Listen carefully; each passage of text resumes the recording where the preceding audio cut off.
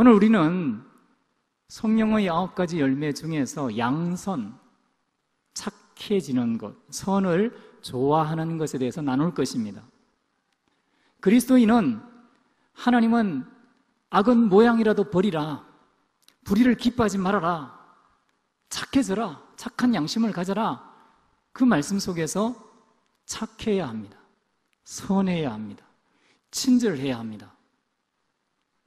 그런데 여러분, 아마 여기 계신 분들, 목사님, 착하면 세상에서 살아남을 수 없습니다.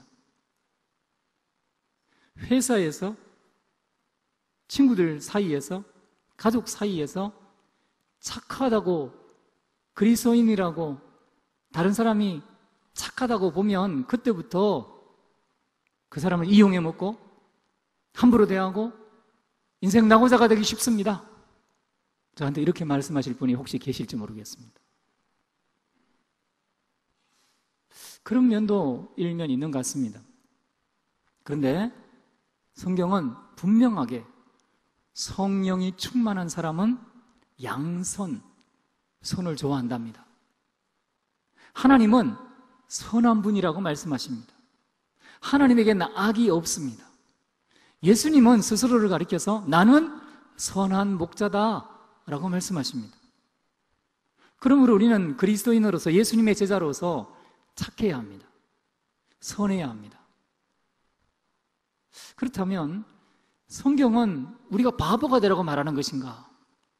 성경은 우리가 세상에 나가면 백전백패하는 인생이 되라고 말씀하시는 것인가 하는 의문이 들어옵니다. 오늘 우리가 읽었던 디모데 전서 1장 19절 말씀은 이렇게 선한 그리스도인이 상황 속에서 어떻게 구체적으로 그 선을 가지고 인생을 살아내야 되는지에 대해서 아주 중요한 본보기를 기록하고 있습니다. 그래서 선이라는 그 착해짐이라고 하는, 우리가 양선해지는 성령의 열매를 맺기 위해서 어떤 식으로 이것을 이해하고 살아가야 되는지 오늘 본문의 말씀을 함께 은혜 나누기를 원합니다. 그래서 여러분, 성경이 요구하는 착한 사람 될 수 있기를 주의 이름으로 축원합니다. 제일 먼저 기억할 것은 분별해야 한다는 것입니다. 물은 좋은 물도 있고 나쁜 물이 있습니다. 좋게 쓰일 때가 있고 나쁘게 쓰일 때가 있습니다. 영적으로도 마찬가지예요. 좋은 물이 있고 나쁜 물이 있습니다. 오늘 디모데 전서 1장 전체 맥락에서 보면 디모데가 목회하고 있던 에베소 교회에 나쁜 물이 들어왔습니다. 동굴에 갇힌 아이들에게 홍수가 범람해서 그들이 생명을 유지하기 힘들게 된 것처럼 교회 안에 뭔가 나쁜 물이 들어와서 사람들을 고립시키고 어렵게 만드는 일이 일어났습니다. 성경을 보면 1장 4절부터 8절까지 정도에 보면 약 3가지 정도의 문제가 일어났다라고 기록합니다. 하나는 신화에 관한 이야기입니다. 신화. 유대인의 족보와 영지주의자들이 결합을 했습니다. 성경에 보면은 창세기부터 모세오경을 통해서 족보가 나옵니다. 그런데 그 족보들을 영지주의자들이 자기가 마치 하나님께 직통 계시를 받아서 특별한 지식을 가지고 있는 것처럼 과장하고 그것이 진리인 것처럼 말하기 시작합니다. 신화가 들어왔습니다. 두 번째는 족보에 관한 것입니다. 족보. 이 족보는 뭐냐 하면 천상의 존재들에 대해서 누가 더 하나님 앞에 가까이 있는가? 예를 들면 천사 계급이 있는데 천사장은 무엇으로 나누어지고 또 천사들은 어떤 계급으로 나누어지고 성경에 기록하지도 않았고 하나님이 우리에게 알려주지도 않은 지식들을 가지고 막 떠들기 시작합니다. 세 번째는 율법 교사들이 일어났습니다. 바울은 에베소에서 두란노 서원을 열고 거기에서 2년간 제자들을 가르쳤습니다. 예수님이 구원자입니다. 예수님이 주님입니다. 예수 그리스도로 말미암아 구원받을 수 있습니다. 예수님은 우리의 죄를 십자가에 못 박혀 돌아가실 때 단번에 영원히 해결해 주셨습니다. 이 예수 그리스도를 나의 구원자와 주님으로 믿는 사람, 믿음으로 선물을 받아들이는 사람은 하나님의 자녀가 되고 예수님이 부활하신 것처럼 부활할 것입니다. 그리고 마지막 날 부활한 이후에 영원한 천국에서 영생 복을 누릴 것입니다. 사도신경의 고백을 따라서 그대로 가르쳤습니다. 그것은 바울이 아라비아 광야에서 하나님 앞에 직통 계시를 받았던 것이었지만 사도들의 변론을 통해서, 사도들과의 대화를 통해서 예수님이 가르쳐 주신 것과 똑같은 복음인 것을 확인한 것입니다. 그것을 2년 동안 가르쳤습니다. 그리고 에베소 교회를 디모데에게 맡겼습니다. 디모데는 그 2년 동안 바울과 함께 전도하고 바울에게 교리를 배우고 말씀을 배우고 복음을 배웠던 사람입니다. 교회가 에베소 안에 두란노 서원을 중심으로 배웠던 사람들 중심으로 세워지고 있었습니다. 그런데 그 안에 사람들이 들어왔어요. 나쁜 물이 들어온 거죠. 신화에 창념하기 시작하고 족보를 말하기 시작하고 율법을 말하기 시작합니다. 여러분, 이 나쁜 물을 가진 이 악한 사람들이 들어와서 어떻게 했는지를 보면 그들은 이리저리 다니며 자기도 모르고 자기가 확증하는 말을 사람들에게 말하기 시작했다, 이렇게 표현하고 있습니다. 근데 공인된 공적인 인정을 받은 사도들의 신앙의 터 위에서 교육을 받고 배움을 받은 디모데가 교회에서 가르치는 것은 문제가 없어요. 맑은 물을 흘려보내는 겁니다. 복음이 전해지는 거예요. 그런데 이 신화, 족보, 율법을 가르치는 이 사람들이 이리저리 다니면서 자기가 믿는 것을 자기도 알지 못하면서 확정해서 말하는 이것은 나쁜 물을 들이는 것입니다. 자, 무엇이 좋은 물인지 무엇이 나쁜 물인지를 분별해야 됩니다.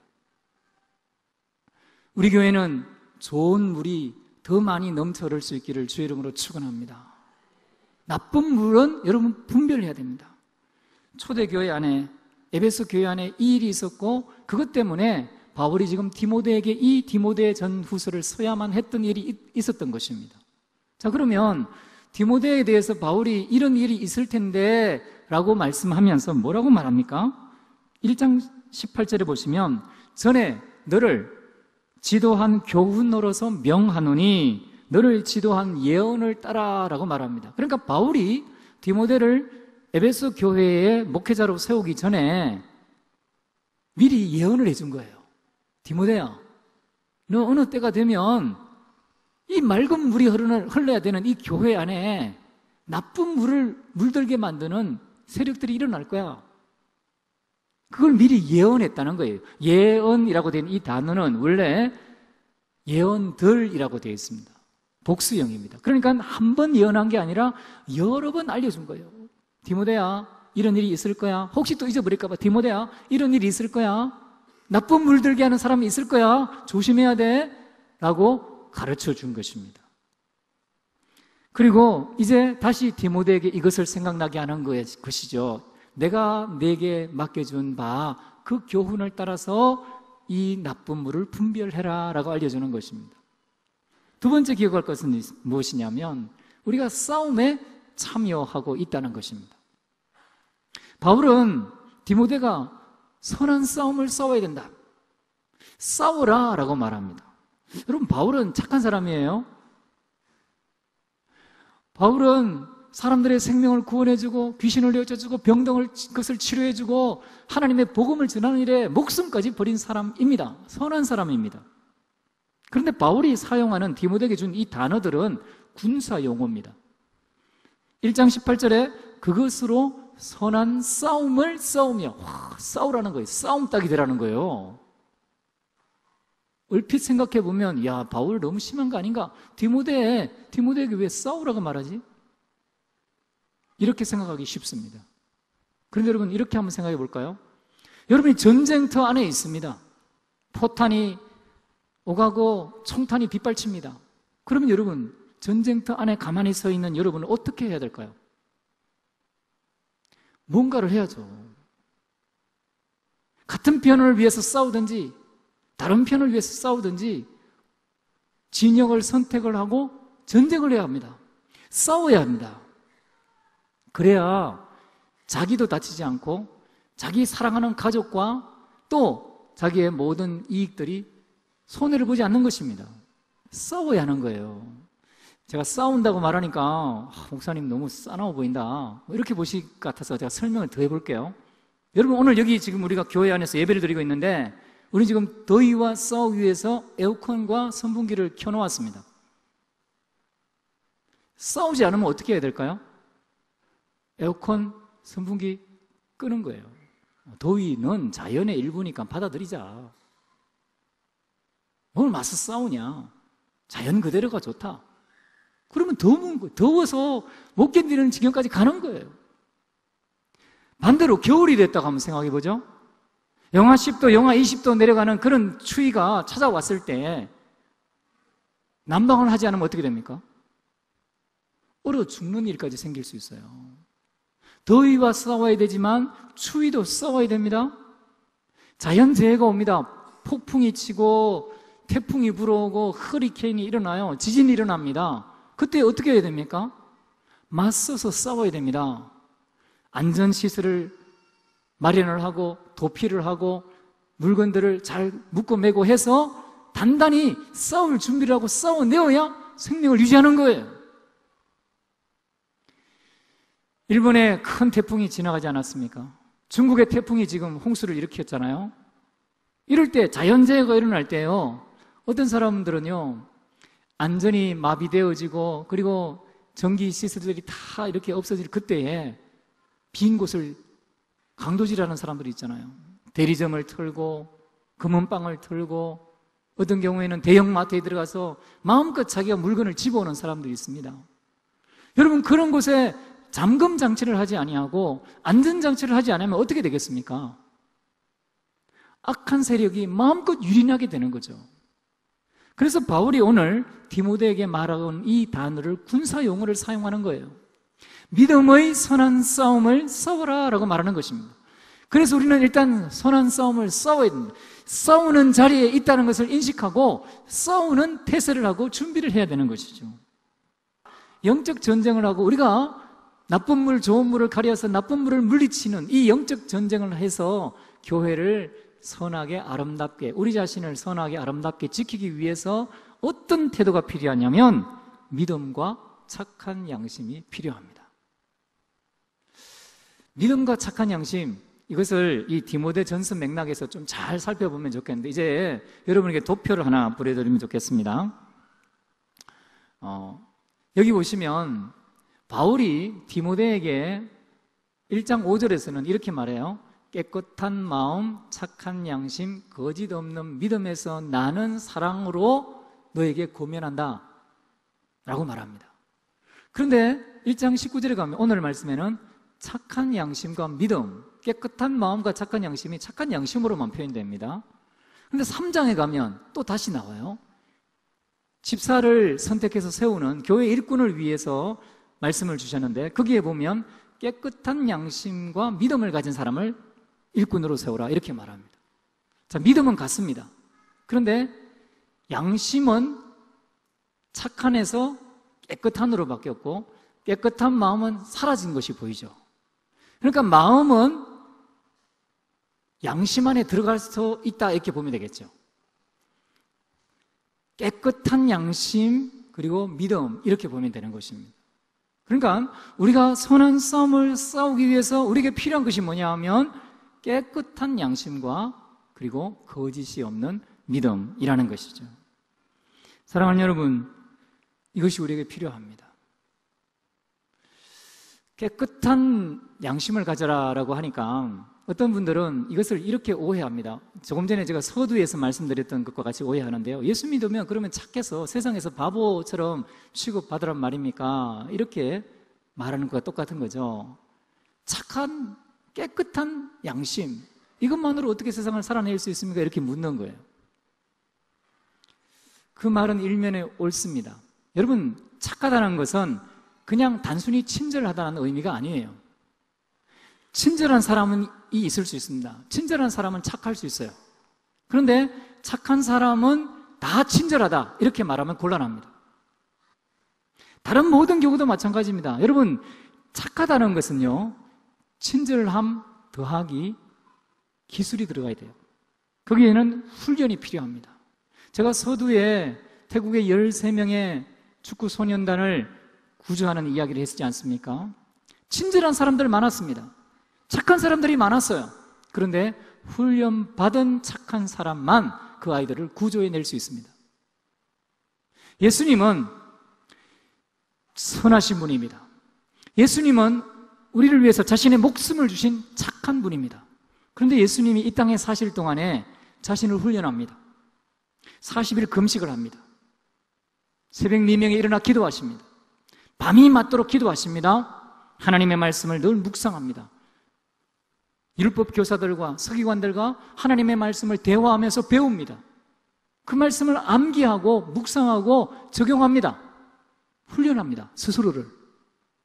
자신만 훈련하는 게 아닙니다. 제자들을 훈련시켰습니다. 여러분, 예수님이 가시면서 제자들에게 성령을 약속했습니다. 성령이 임하면 성령의 열매로 선한 것, 양선, 선을 좋아하는 것, 착해지는 게 나와요. 그런데 예수님이 굳이 제자들을 3년 6개월 동안 훈련시킵니다. 따로 불러다가 설명을 하고 또 설명을 하고 아직도 깨닫지 못하느냐? 너희가 이렇게 깨달음이 없느냐? 계속해서 깨닫는 훈련을 합니다. 왜 합니까? 성령이 그들에게 임했을 때에 내가 너희에게 가르쳐 분부한 것을 생각나게 할 것이다. 내가 너희에게 일러준 말을 생각나게 하고 그 말을 지키게 할 것이다. 착한 것은 훈련받아야, 자비롭고 친절한 것은 훈련받을 때에 제대로 생명을 구원하는 역사를 일으켜낼 수 있다는 것을 예수님이 친히 보여주신 거예요. 바울도 디모데에게 훈련시켰습니다. 교회를 지도하기 위해서 교회 안에 교회의 순수성을 훼손하는 어둠의 세력들이 들어올 때 어떻게 해야 한다? 훈련시켰습니다. 교리로 훈련시키고 말씀으로 훈련시키고 그리고 또 다른 충성된 사람을 너도 훈련시켜라, 부탁해라 말씀해 주었습니다. 그래서 복음이 지금까지 흘러온 것입니다. 그렇게 하지 않으면 문제가 생깁니다. 오늘 20절에 나온 말씀이에요. 20절 말씀 한번 볼까요? 어떤 문제가 생겼습니까? 함께 읽어보겠습니다. 그 가운데 후메네오와 알렉산더가 있으니 내가 사탄에게 내준 것은 그들로 훈계를 받아 신성을 못 오가지 못하게 하려 함이라. 후메네오와 알렉산더 같은 사람이 생기는데 19절 하반절은 이렇게 말해요. 어떤 이들은 이 양심을 버렸고 그 믿음에 관하여는 파손하였느니라. 깨끗한 양심과 거짓 없는 믿음을 가지고 선한 싸움을 싸우는 이 훈련의 자리에 있지 않으면 그 사람은 어떻게 될 가능성이 있냐면 양심을 버리게 됩니다. 한 번, 두 번 죄짓다가 한 번, 두 번 영적으로 무감각해지다가 양심이 화인 맞는 데까지 가는 거죠. 뭐 한 번, 두 번 빠져도 별일 없더라. 한 번, 두 번 순종 안 해도 하나님이 그냥 벼락으로 칠 줄 알았는데 괜찮더라. 점점 양심이 둔해집니다. 물속에 들어간 개구리처럼 물이 펄펄 끓어올 때까지 그게 뜨거워서 죽는 걸 모르는 거죠. 그리고 결국에는 어떻게 됩니까? 믿음에 관하여는 파손하였느니라. 여러분, 배를 계속 노를 저어야 배가 유지해서 앞으로 가든지 암초를 피하든지 합니다. 물결을 거슬러서 원하는 목표까지 갈 수 있어요. 그런데 배 젓는 것을 멈추면 그 배는 이리저리 흘러다니다가 암초에 부딪히든지 벼락에 떨어지든지 파손하는 거예요. 깨끗한 양심을 가지고 거짓이 없는 믿음을 가지고 스스로 훈련하고 훈련시키는 일들을 하면서 교회의 순수성을 유지하고 살아가는 것이 교회의 신앙생활을 하는 참된 선한 그리스도인의 모습입니다. 그런데 후메네오와 알렉산더는 이것을 버렸습니다. 왜 후메네오와 알렉산더가 이것을 버렸을까? 많은 추론들이 있습니다. 이 사람들이 여기 디모데전서에만 후메네오는 나오고 알렉산더에 관한 언급도 한 두세 번밖에 나오지 않기 때문이에요. 중요한 것은 후메네오는 율법 교사쯤 되는 것 같습니다. 그러니까 구약도 잘 아는 사람이고 성경에 익숙하고 능통한 사람이라고 말할 수 있습니다. 그런데 바울이 전하는 복음, 바울이 떠나고 난 다음에 디모데가 전하는 이 복음이 마음에 들지 않는 거죠. 자기 지식으로 판단하기 시작하고 말씀을 대적하기 시작하는 것입니다.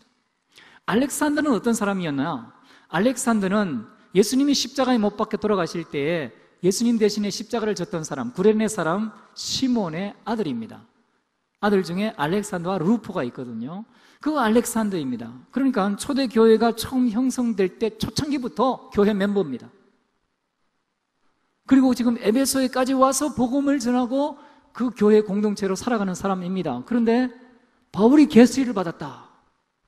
사도들이 전하는 복음을 받았다. 그리고 디모데가 그 후계자가 되었다라고 하는데 마음에 안 드는 거예요. 어디서 굴러먹다 온 사람인지 모르겠는데 지금 이 에베소 교회를 막 뒤흔든다고 생각하는 거죠? 그러니까 자기가 주인 노릇하는 거예요. 교회를 힘들게 하는 거죠. 그들은 깨끗한 양심을 버렸고 믿음에 관해서는 파손당하고 말았습니다. 그래서 바울이 그들을 어떻게 합니까? 내가 사탄에게 내주었다 이렇게 말해요. 여러분, 바울은 기도하는 사람입니다. 바울의 기도로 그들을 위해서 하나님 이들을 보호해 주십시오. 이들이 잘못된 교리 가운데 잘못된 것을 쫓아갑니다. 제가 권면할 테니 들을 수 있는 마음을 주십시오. 권면했을 것입니다.